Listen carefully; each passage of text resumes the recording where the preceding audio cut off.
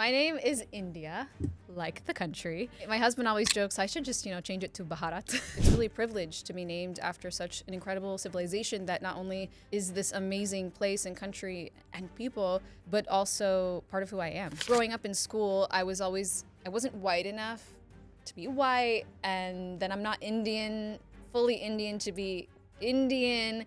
And then there was just no place for me, and there was probably 3 brown kids at my high school total. I learned so much more about my Indian culture here in Israel than I ever did in the States. A little bit to do with my husband. His name is Naftali. I mean, I know maybe some of you have seen his videos. He is an Israeli who loves India. And when I say he loves India, he's not someone who's faking it. India. He loves, he always has a joke. He says, I loved India so much, I needed to marry a girl named India. He actually studied India in university. No way. Yes. So he actually knew more about India than I did. He taught me about Indian politics and the BJP and all of the dynamics. He knows way more about Indian politics than I do. Ridiculous videos of India making India look like this terrible place, and it really makes me angry that people don't understand how diverse India is and how big and vast it is. India is a country with brilliant people. It's the largest democracy in the world. There's so much brilliance that comes out of India technology that people like to laugh at India, but I think the joke's on them because India is the rising tiger. There are so many influential figures, Vivek Ramaswamy, Kash Patel, Usha Vansan. These are just a few of the highly American, powerful people who love America, but also love their Indian heritage. And I want you guys to know that we are loved in America. I don't feel like I've ever been treated any different for having Indian heritage in America. I felt like even though maybe the governments have had tensions, the people, they're really interested, to hear that you have Indian heritage and that you're different. Prime Minister Modi will be coming to Israel very soon. Indians have spoken and Modi is listening. He hears the Indian people say, we want closer ties with Israel, and that's what they're getting. And India and Israel serve mutual interest.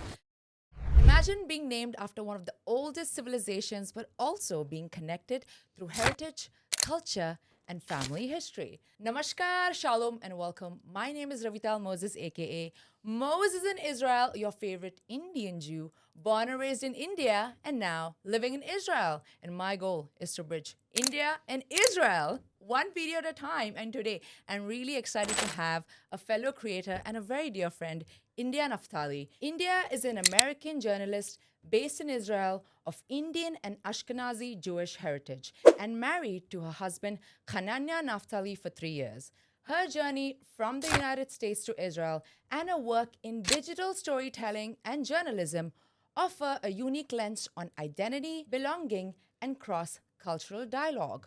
Welcome on Moses in Israel. How are you feeling today? I am feeling thrilled to be talking to my favorite Indian Jew here in the land of Israel. Oh my gosh, you're usually on this side, right? Because you're hosting and you're on media and YouTube and TikTok and everywhere.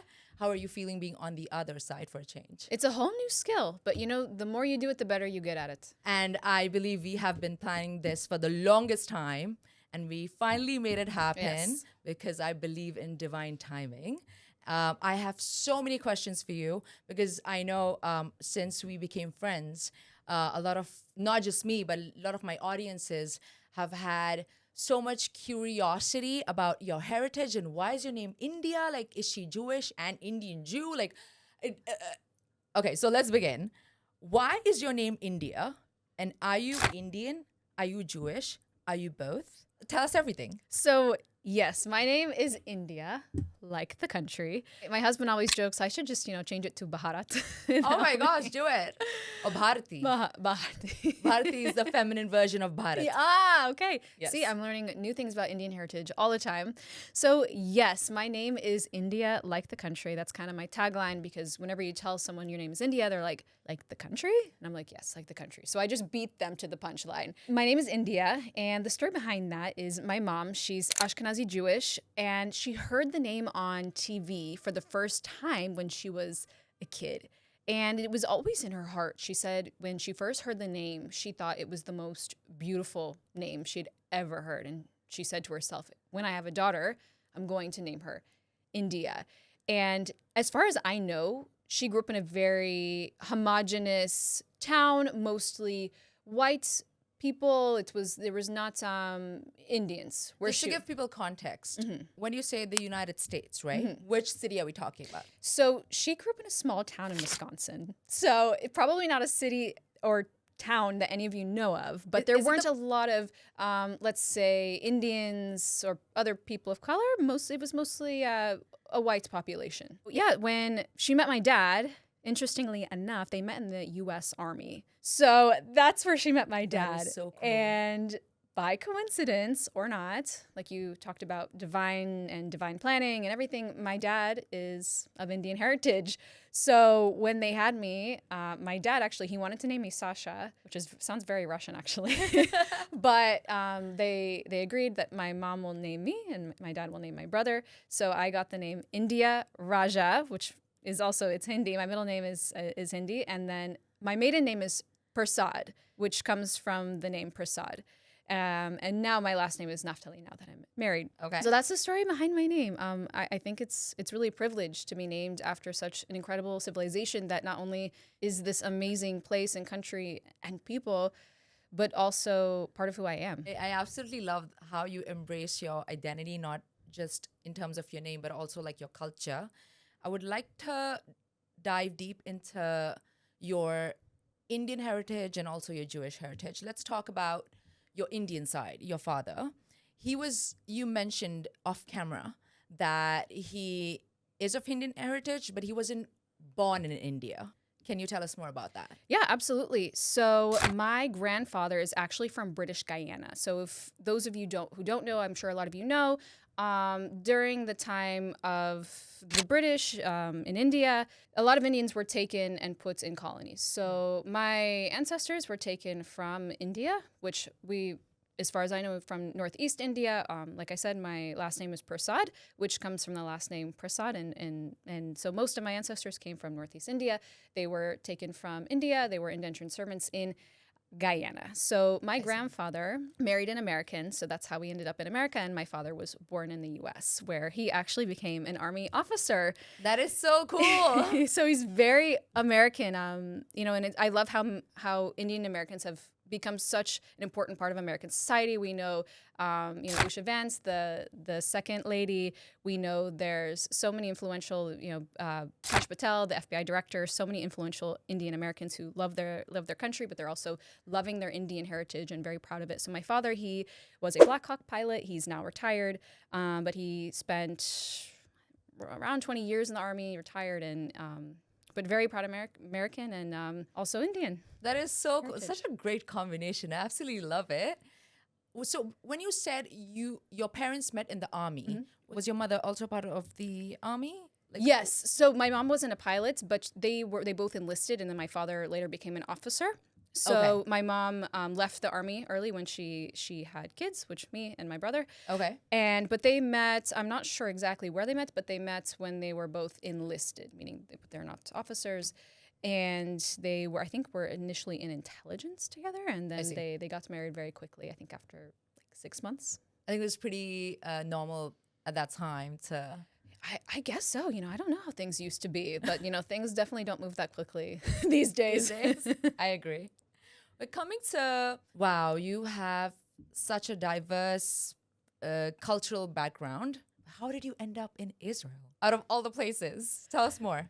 So my mom is Jewish, so I've always had this love for Israel in my heart. I always learned about Israel. I always learned that it's this homeland for us. And when I graduated university, it's a bit of a spiritual story. So I know a lot of us here, we believe in faith and the divine. So I think this will be a story that connects. I'm ready. So when I graduated university, I felt very lost, not knowing like what do I want to do and what will be next in life. So I began to pray to God. I said, God, what do I do with my life? And fun fact, I actually did an exchange program for a year in Brazil. And so I speak fluent Portuguese. So fun fact for those in Goa, I know there's some of you in India, maybe have some little bit of Portuguese heritage. So shout out to my friends in Goa who have some Portuguese heritage. I do speak Portuguese and I studied Portuguese. So I always thought maybe I'll go back to Brazil. I really connected to the culture there. I feel like it's just very vibrant and warm and I love the people. But I was in the States. So after I came back from Brazil, I finished graduated university and I'd studied media. So I was like, God, what am I going to do? So I just prayed. I said, what do I do? And for months, I was just living with my parents and waiting. And I didn't really hear anything. Just waiting and waiting and not hearing anything. And one day I'm in my car. And side note, there is some programs that are available in Israel for students who are Jewish that want to explore Israel and study Israel post-university. So I had like considered some of these options, but never committed. I have a question for you before you move on. Were you actively involved in the Jewish community while growing up, while you grew up? Yeah. So as a kid and teenager, less so, just because my father was in the military, we moved around a lot and there's not a lot of Jews in the military community. Made sense. And so it wasn't something that other than at home that I learned about or had a community. But when I was in university, I was really involved in the Hillel on campus there, and I was an intern. And that's really what lit me up with my Jewish identity, and something that I'd always had but never really ignited until Hillel was like, they called it your Jewish home away from home at university. So it was like, shout out to them for really igniting that part of me that I didn't know needed to be lit up. So yeah, I had always had this love for Israel in my heart because of that. And so I had considered this program because Hillel was actually suggesting try one of these post-university programs in Israel. Like Masa. Like Masa. Actually, it was a Masa program. Oh, okay. So it's really nice. But I didn't commit, and I had looked into some of their options, and one of the options that they had was with I-24 News, which I had studied media, and I always thought that maybe I would go into entertainment media, TV, movies, I guess maybe that's the Bollywood Indian side of me. I always loved cinema and that. So I thought that's the kind of media I would go into, but I kind of studied media in general, not only entertainment, but also just media. But when I was in my car one day, I was just praying again, God, what do I do now? I don't want to wait anymore. And all of a sudden I had this vision in my head of the I-24 News logo, which I-24 News isn't a huge channel. It's not a channel that, is super recognizable, but it's a channel, I'd seen their logo once. So I thought it was weird that had popped in my head. I was like, oh, that's interesting. But I thought it was maybe just my imagination. Later that day, I'm kind of asking that same prayer in my head again, what do I do? And this is when it was crystal clear to me. I see the vision of I-24 News again in my head. And then I hear this voice say, I am calling you to Israel. And it was like a male voice, almost audible, but it wasn't actually audible, but it was audible to my ears. And then I saw, again, that I-24 News logo flash in front of my eyes. And I said, oh my gosh, I need to go work at this news channel. And which was funny because I had applied at news channels, local news channels, in my small little town in Georgia. So my parents ended up retiring in Georgia. It's in the south of the States. Okay. And they all, nobody got back to me. Like all these little news channels, no one got back to me. And looking back, it makes so much sense. I would be reporting on maybe some car accidents and local fights and business arguments and looking back, oh my goodness, now I'm here in the land of Israel reporting on the biggest events of the world. And I'm like, wow, really? God has a way of pushing you in the direction even when you don't see it, even when you feel the disappointments of not getting that job you thought you wanted or getting that opportunity that you thought was yours. And so I applied for that internship at I-24. Really, that's another story for another day. But through a miracle during COVID, I ended up getting hired by I-24 as a journalist. So that was kind of how my journey started in Israel. That's awesome. But I also remember you started your own YouTube channel. Was that before I-24 happened, or it was happening parallelly? Tell us more. Yeah, I know you were known to be a YouTuber, and then you got into media and journalism. Yeah, so actually my channel existed way before I-24. I really dug my hands into my YouTube channel when I was living in Brazil because I started my YouTube channel as India International because I love culture a lot like you. I think culture is something we can all agree on. We can't agree on politics and even religion and opinions. We can't agree on these things, but what we can agree on is food and stories and dance and music. And that's kind of what the direction of my channel was. Mm-hmm. It was to talk about different cultures, Indian culture, Brazilian culture. So I really honed my creation skills, just learning to edit myself. I did some like night editing classes when I was in Brazil to learn Adobe Premiere, and became like a video editor. You know how it is. You get scrappy when you're like a content creator. You don't have money and you need to learn to do everything yourself. So, Yeah. and then I took those skills and so this is actually a really cool story. And I think maybe it'll inspire somebody who's trying to get noticed or trying to get their break in life. But I was doing my YouTube channel while I was I-24 News. And it's something, you know, people always teased me about it. It was something, you know, I'm sure you've gotten like those snide remarks. Oh, haha, like look at her YouTube channel. Oh, she just wants to be a YouTuber. And they kind of like mock you and you know, little do they know you have a vision in your head. Mm-hmm. It's always like you see something that they don't, and then eventually, because YouTube is like a marathon, so people don't see the long-term vision that we do. So I experienced a lot of that, but you know what? I kept up with it. Like you said, it's a marathon. So I continued creating YouTube videos throughout my internship at I-24, and my internship was more news-based. So I was doing a little bit more hard news, Israel news. It wasn't really content creation. It was like for broadcast TV. And this is how I know it's some sort of divine incident that I was doing my YouTube channel as usual. You know, I wasn't getting that many views or anything.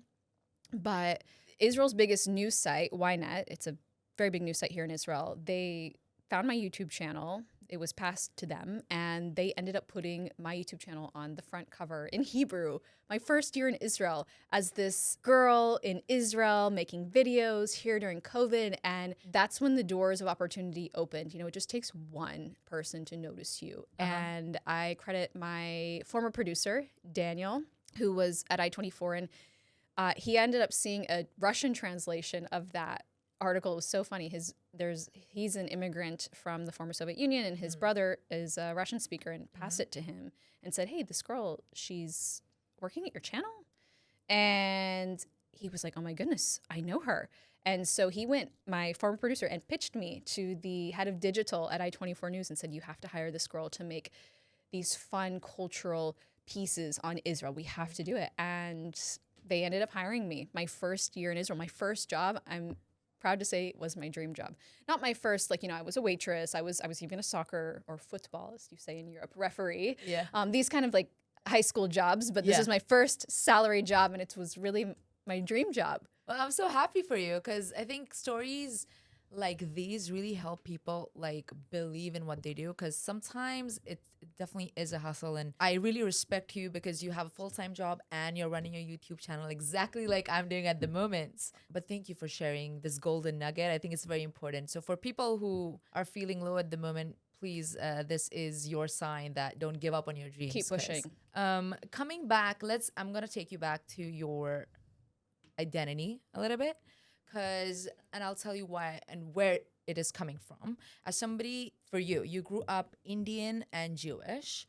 I'm sure you embrace both parts, but it can be confusing at times. What is the more, or let's say, which is the most dominant for you? Is it the Indian? Is it the Jewish? Is it like it comes and goes sometimes? The American. Yeah, American, Israeli now, you know what I mean? Like, would you be able to explain that? Because I sometimes struggle, because sometimes I'm too Israeli for my Indian friends, and then too Indian for my Israeli friends, and I'm like, I don't fit in anywhere, and then I feel like I'm losing my Indian identity.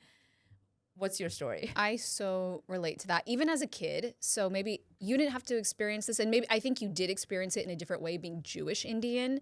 But growing up in school, I wasn't white enough to be white, and then I'm not fully Indian to be Indian.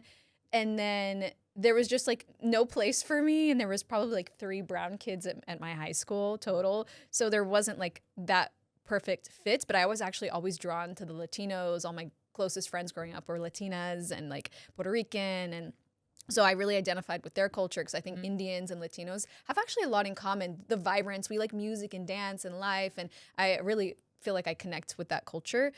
But coming to Israel was a totally different beast. I mean, I honestly to say everything. There's something about the country you grow up in, despite your family being of different cultures. I feel so American in the way that I behave here. Like we're very polite.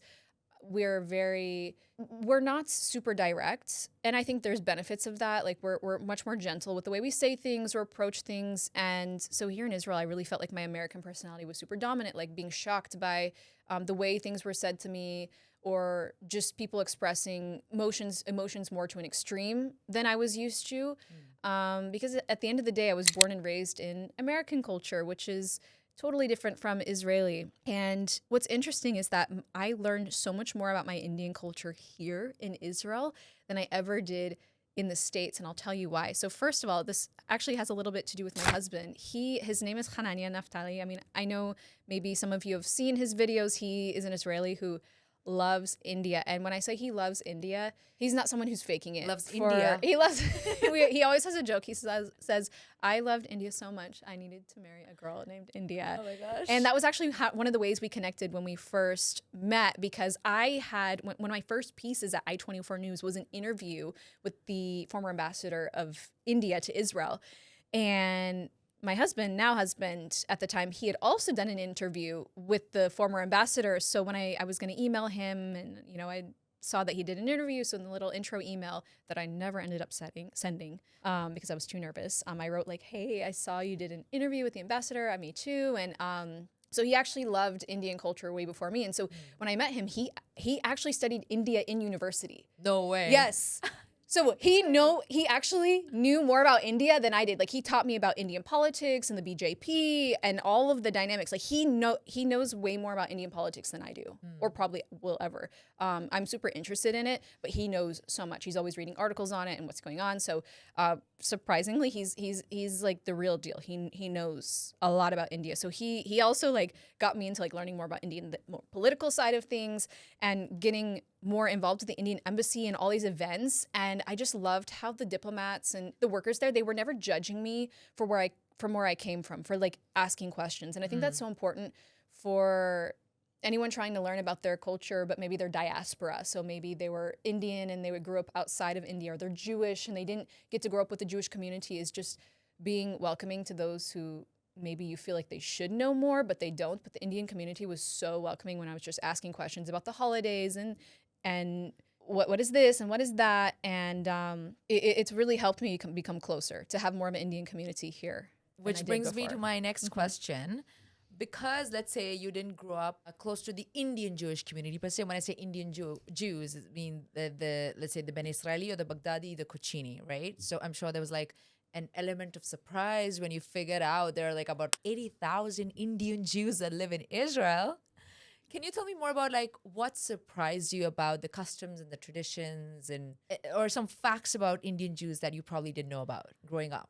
I actually didn't know they existed. I did not know that I knew like I'm Indian and Jewish, but I didn't know there are Revitals out there that are Indian Jewish. I didn't know about these communities that have been in India for hundreds of years, that had come during the spice trade of Solomon. I had no idea. And when I came here, my jaw was on the floor, because I just felt like my soul was coming home. And even though I'm not exactly one of you, I just felt so connected. There are people like me that have these heritages together, and it's in a different way, but I felt still so accepted. Like it's not even a question like, oh, you're not like one of us. Our tribe. I never felt like, oh, you're not in our tribe. Like I never felt that. I always felt like so welcomed by all the groups, Bnei Menashe, Kochinim, all of them. I think for me, it was a folk, like, because I grew up in a bubble, right? Like, oh, Ben Israeli, Kochini, Bnei Menashe. But then I didn't know there could be somebody like you who could have like a mix. And I'm like, oh my gosh, you're like more like us, and doesn't have to necessarily be like part of a lost tribe, or like people who came by trade. And I'm like, oh, that's so cool. So we're all in the same boat.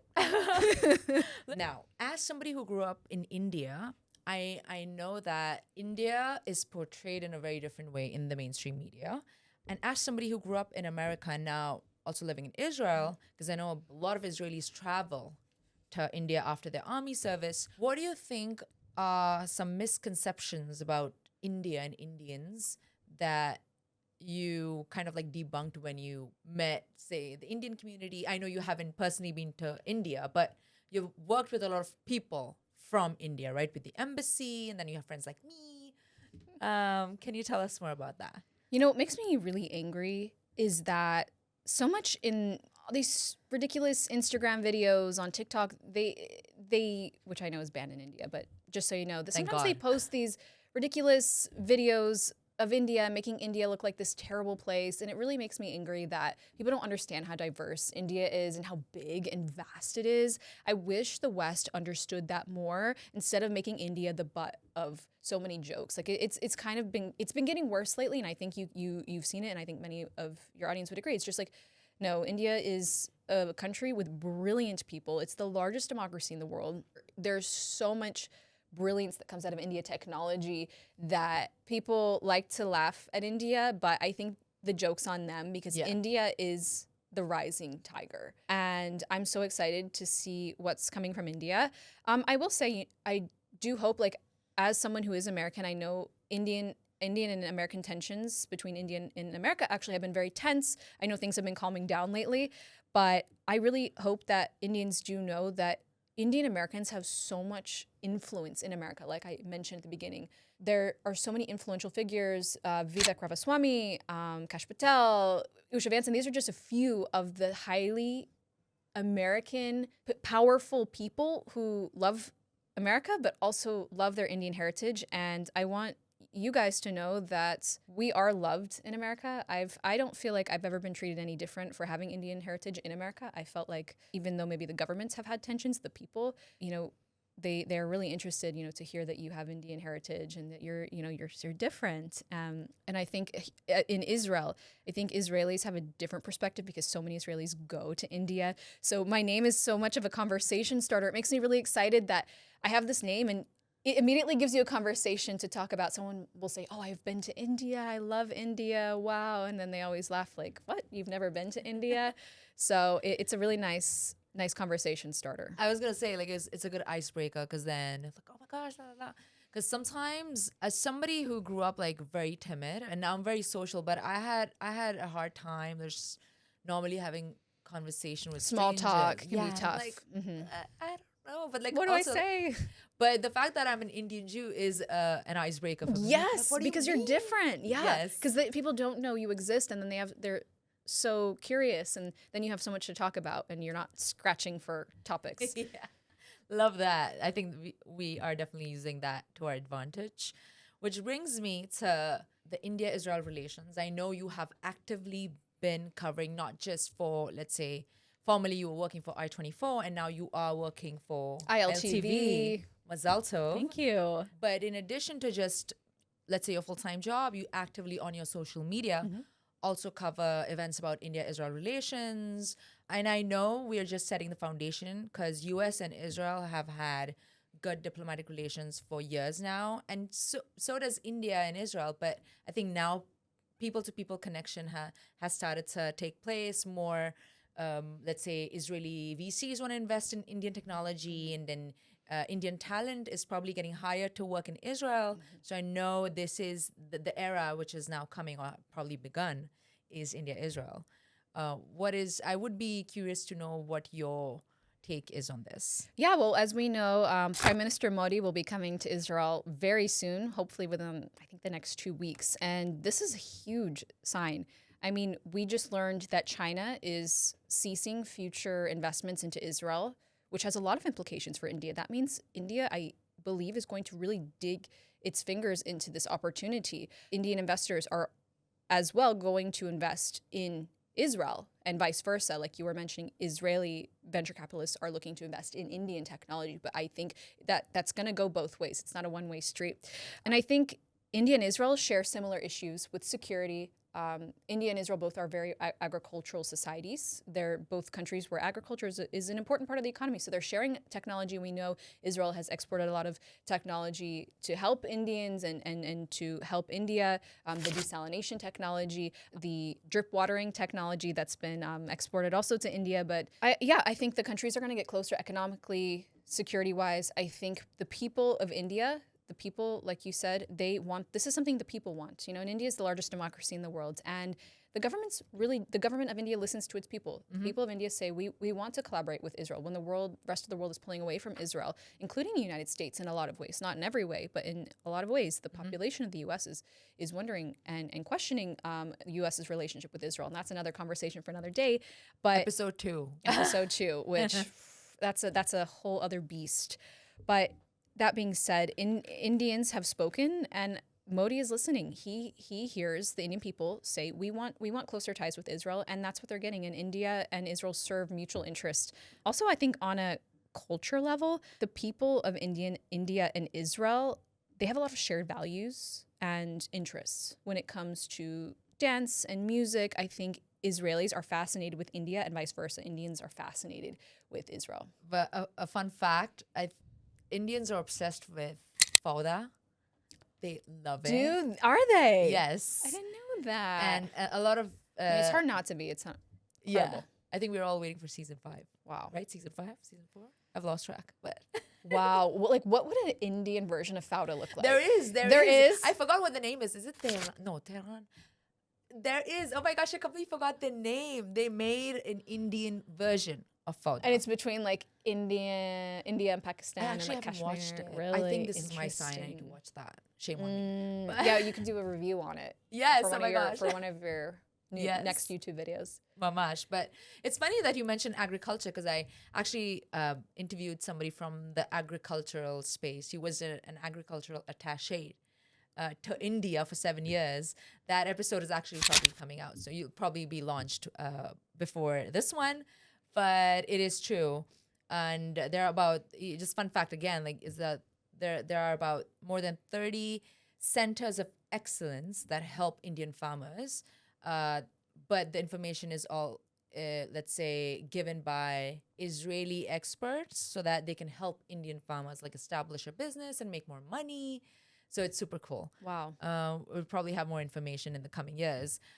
Which brings me to our last segment, which I didn't send you because I wanted to be a little bit raw. I always ask my guests to give a message to the Indian audiences as somebody, number one, who has Indian heritage, who loves India, whose name is India, and who lives in Israel. Could you give your message to them?